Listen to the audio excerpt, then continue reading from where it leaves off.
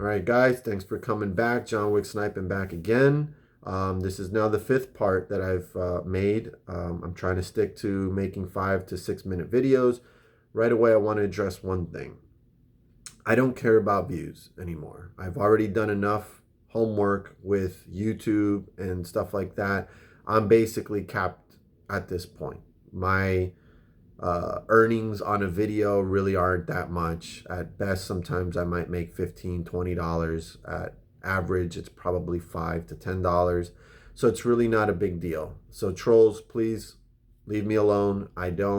It's not about views. I didn't have a change of heart back to being super pro AMC to get views, because honestly, at the end of the day, it doesn't pay. And I will tell you this, that most of the good guys that you are watching, the Tony De Niro's, the Massalorians, the Froggy Styles, the Common Sense Investors, the Tendy Times, the Ape Nation Wills, the Frankie Muhammad's, all those guys, they're not making anything to talk about. They really aren't. So, and it's a shame. It's a shame. The only guys that are really making money are the ones that you know right off the top of your head. You're talking about Lou, you're talking about Trey, you're talking about Keenan Grace. Those are the guys that are really making YouTube money that you can actually talk about with some sort of like, yeah, I really make a good amount of money doing this. For the rest of us, we're really not. It seems as though that most of the guys that I just said that don't make that much money, they have positions in AMC. So to a certain extent, it's mostly about talking about holding and reaching high numbers and the community of AMC on YouTube, and not as much about YouTube money. It really isn't. So I want to go back to something that I said in an earlier video today about AMC and how we got into this place. So we got in and we were sold the narrative of movie theaters and stuff like that. You needed that to kind of also buy into the stock, not just the short play, because a lot of people didn't even understand short squeeze plays in the very beginning. So you were given a narrative of, do you want to lose your movie theaters? If not, buy blah, blah, blah. So the retail investor saved AMC. I think we can all agree on that at this point. But as time kept going on, and remember, I'm pretty sure we can all agree on this too. This wasn't supposed to take this long. This was supposed to be a short squeeze play. For instance, I'll give you real quick. I'll digress for a second. Redbox is a short squeeze play quickly. It's either it happens in the next couple weeks from today, starting on Monday, or it doesn't, and you get the F out and you leave it alone. You don't look at it or whatever. This isn't going to be a long drawn out thing. Just like AMC wasn't supposed to be a 2-hour mission, a 2-year mission of holding and going through all these ups and downs, and mostly downs. So what did we start moving into realizing while holding AMC?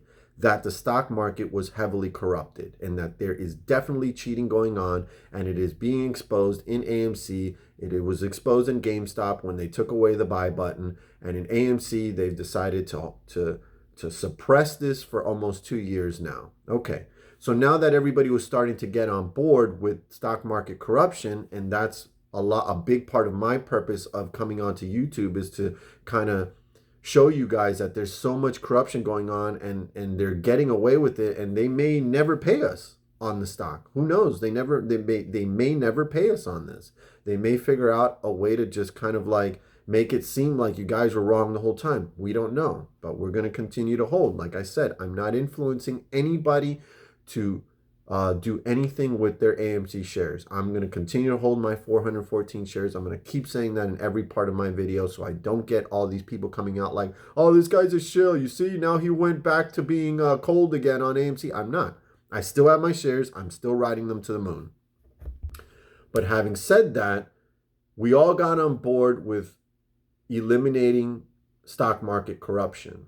We all got on board with trying to wipe out hedge funds, and hedge funds that short companies to the ground and into bankruptcy, and wiping them off the face of this earth, like a Sears, a Toys R Us, and would have been AMC and GameStop, and we saved them.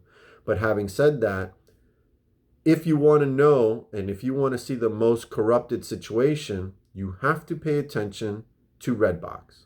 And if you really do care about exposing stock market corruption, Redbox is the stock that is going to probably expose it the most. Like I said in my first video, they are at 230% short interest. None of the other meme stocks have ever even come close to that share interest percentage, number one. Number two, they're at over 900% cost to borrow. So they pay that fee on a daily basis. They're paying 900% on a daily basis. The higher the stock goes up, the higher that fee also goes up. So you can pay 900% on $10. That's a certain amount of money. But when it goes up to $13, it's now increased. And as you can see, the SEC is nowhere in sight. They're just looking the other way on this Redbox situation that's at 200. How do you short something over 100%? You have an amount of shares and you're saying we're going to short 100% of those shares. Cool, I can accept that. But how are you at 230%? How are you shorting 230%? Okay?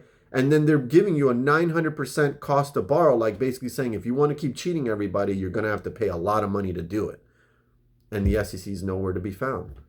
Let's end this part. Another part to follow. Thanks for watching. Johnwicksnipin is out on this one.